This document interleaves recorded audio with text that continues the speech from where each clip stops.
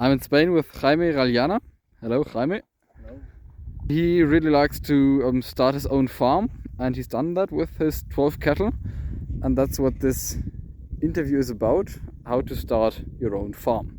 We're in the west of Madrid, 1.5 hours away, in the mountains of Avila. And we're here with his 12 Avileña cattle. He's obviously not only living off those 12 Avileña cattle, he's also the farm manager of a big Hereford farm near here. Now, Jaime, tell us quickly, how old are you and what have you done in your life? Well, I'm 26 years old. I studied agriculture engineer. Apart from that, all my life I live in about cattle, working for family farms, helping my father, helping family guys, some friends, and I always been with cattle and working with cattle. I started 1 year ago with my own farm after all my life of experience and work in the countryside and studying about genetics and different kind of cows. Well, it was a difficult point. Now I have those 12 Avileña cows. Some other Angus also are coming here to the farm. And yeah, basically all my life is just working in the countryside and taking care of cattle and studying every day more to kind of know more about farming and all this. Hmm. What was the process of you starting a farm? Can you give us like a guideline on that? Yeah, well, first of all, I worked several years and tried to keep some money, save some money. I was looking for a good pastures farm because I think what is most important is not having good cows or good genetics. I also think that is important, but you need a good land for not be like in that point that prices are going up here in Spain. We have some years that are really drought, some other ones are normal, but are difficult times, crops, diesel, electricity, everything is getting concentrated, it's getting more and more expensive. And what is more important for starting a farm, I think, is having good pastures, a good farm, having a good agricultural land. If you have that, you can start with a farm. If you don't have that, it's like gonna be really difficult to start, to try to save money for buying more cows or for do a shed or to buy a tractor or whatever. The first point is have good land, good pastures, or a good agricultural land that you can feed your animals. That is the most important thing. With that, you can start. If you don't save or try to rent something like that or have something like that, it's not gonna be possible. Okay. That is my advice. Hmm. So you looked for good pasture, then started to lease it with the money you saved, and then you put cattle on it. Yeah, that's true. I started that way. Yeah. Okay. And you farm here on that farm in the afternoon after you finished work at the farm you normally work at. I work in another farm, managing that farm, and with the money that I'm saving, and I told before, I just rent this farm, try to buy some pastures over here, try to have control as much the production as I can. So I'm not gonna buy it outside. This step is to have some agricultural land, so prices will go up, will go down. But if you know the costs of your production and you have an average cost, that you know how much diesel you're gonna spend, how much seed you're gonna spend, and you have that cost controlled, you will control your production of your cows, and you will have always the same, or kind of almost the same money invested in your cows every year. If you don't have a good land or a good agricultural land, you're gonna spend every year more and more and more buying straw, hay, concentrate, because the things are getting expensive. And I think that is the point for having for being successful in having a farm now on these years, at least in Spain. So the basic process was you worked like a farmer basically all your life. You studied, and in that time you tried to gain as much knowledge and experience as possible, but also save money. Of course. Then you took a job as a farm manager yourself and tried to build up your own herd on the side. So just work a lot and work also very efficient to handle both jobs as good as possible. And then when you see an opportunity to really grow your own farm, you could potentially in some days quit your job. Yeah, I mean, the most important thing is to be efficient. So you really need to know what you're working in it. If you start with a farm, you need to know how much money you have to invest in fencing that farm, or in getting better pasture with some fertilizer, or building a shed, or you need some tools and some tractors for doing some kind of works. That is the point that you need to know before you buy a land. What do you need? Not buying just because that is just a big land without fences or whatever. You just really need to know what you have to buy, how much money you need to invest, because buying the cows, I think, is the less expensive thing you're gonna do. And you need to have all these cows during the years organized, all the money you're gonna invest, and of course you need to work in other things until you are good enough to stay with your own money of your cattle. Maybe that point never comes, it's difficult. But yeah, what it is more important is to be really efficient, work what you know what to have to do, what to have to invest, if you don't want to break down, because these animals are eating every day, and you need to repair fences and to buy new tools, and starting from zero without family or without people that is investing in you is really difficult. So you really need to know how to manage your hours. It's not easy for everybody. I mean, you need to be organized with that for dealing with all that. Yeah. I think a big part also plays taking risks. Just by getting some cattle and trying to feed them all year round and selling them like everybody else is, I think, a very slow way to become a successful farmer, because risks really accelerate your growth and your success. For example, Jaime told me about a friend of his from college, and he started with 7 cows. He also worked as a bartender in restaurants and all of that to put the money into his farm. He grew it to, I think, 60 cows to then buy a little shop in a town. And so that's just a huge risk. Most people wouldn't do that because will the shop pay for itself? Will you get enough money in? Will you have enough time for it? And so on. But the guy just kept going at it, got up every day at 3 a.m.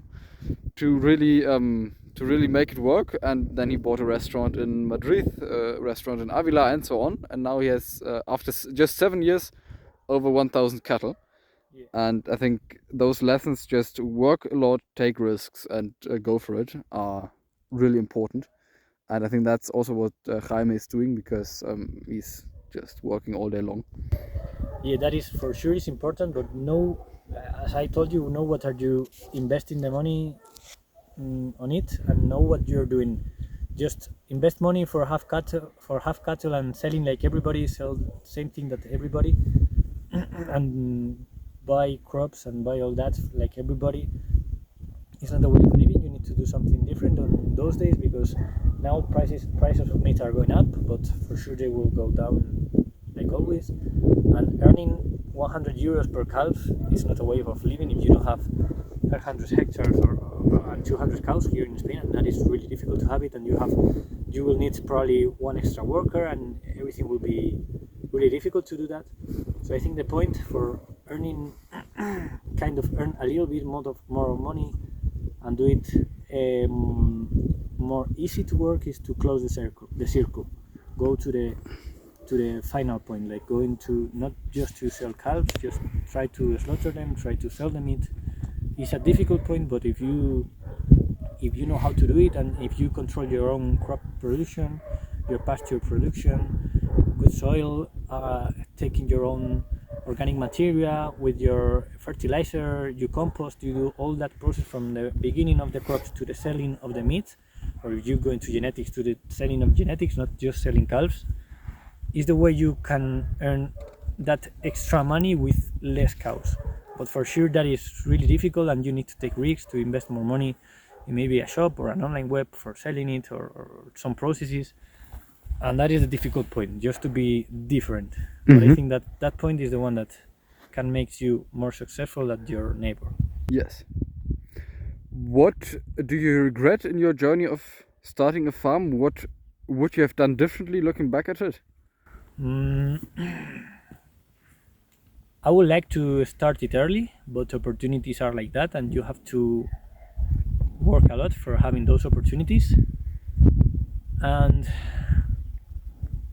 I will probably manage better infrastructure, better farm, better shed, better best infrastructure, better tools for work, because later you will need everything. For you will have more cows, and you will need a better fertilizer for your tractor, trailer, a better installations for fatting animals, or whatever you're doing. So yeah, I will better start with owning a good farm that that can suit you better, and you're not going to invest in a farm more and more and more money until you have the farm that you want. That is the point to starting, but I think it's better just to wait and to have the good opportunity, to have the good land and the good infrastructure that you need, and don't just run to buy a farm because it's too big, or just have good pastures and don't have any infrastructure or any fencing job or all that stuff. I think that is the most important thing to have all together. That's what gonna make you not lose a lot of money. Yes. And if you don't have enough money to get this really good farm, I think you can start with an investor, a friend of you, or just work more.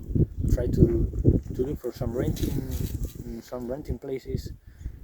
A lot of people here, old people, is just quitting, retiring from their jobs, and there are a lot of opportunities. You just need to search for it, and you will find it. It's not that complicated.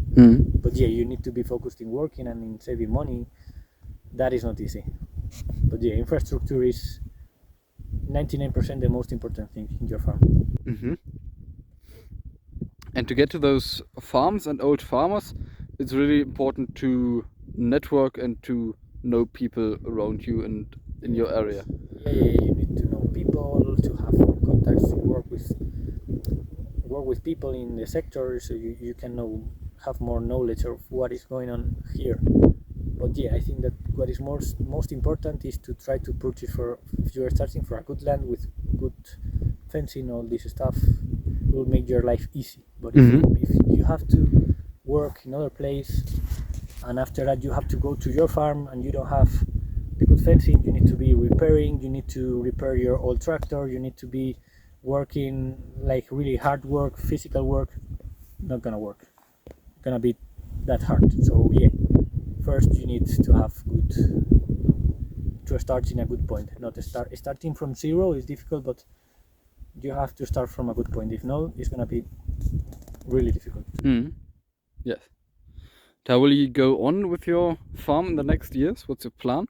My plan, I bought some good genetics, Angus Heifers. I would like to sell genetics of those animals. Also trying to go as far as I can with the meat production of Abilenia and of Angus. What it is important is to go as far as you can in the process of selling meat or selling genetics or whatever you're going to sell. Not just sell the calves to other one that will fat and will have those extra 200 euros that you can win, and you can have a better way of life. So you just take risks and go as long as you can selling meat to restaurants or an online shop or whatever. And I will try to do that. And also have good genetics is important, because if not, you're not gonna do anything. Yeah, that is also important. That's a very good point, and not having only one way of marketing and selling your cattle, because if that one way will go bad, will decrease, will have less profit in it, you have to find a new way very quickly. And that's a hard thing when everybody is struggling with it, and everybody is trying to find a new way. So always try to have more than one options. Always try to have more than one market, more than one selling approach and all of that. Because if not, you're just not flexible and you can't react to changes in the market. Yeah, that is the most important thing also. I mean, selling calves like everybody. Now prices of the meat are going up, so now is a good moment, but probably in 2 years everything will get normal. And not controlling your production and selling like everybody will make you not being successful, or just earn a little bit of money for buying some concentrate, or maybe it's a bad year here in Spain, drought 4 or 5 months without water, and you will not earn any good money. So yeah, I think it's good to control your own crop production, agriculture production, at least for feeding your cattle, and try to that prices that crops will go up of concentrate, just to handle your position where you produce your own food for your animals, and try to go as far as possible selling meat or pedigree animals or whatever. If that goes bad, you can always go back and sell just calves, and everybody will buy it because of the moment now. But yeah, I think that you just need to control your own production and take your own risk to go as far as you can, so you can earn that euros that will make you being a little bit more successful. That is what I'm gonna try. I wish you all the best for that, and I try to keep the channel updated about Jaime's farm and what works and what doesn't work. Thank you very much. Thank you.